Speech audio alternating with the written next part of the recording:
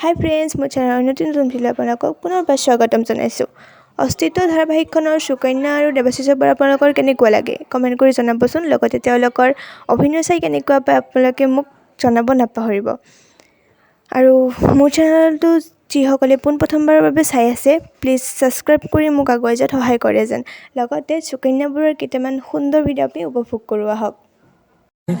উভতি বাৰে বাৰে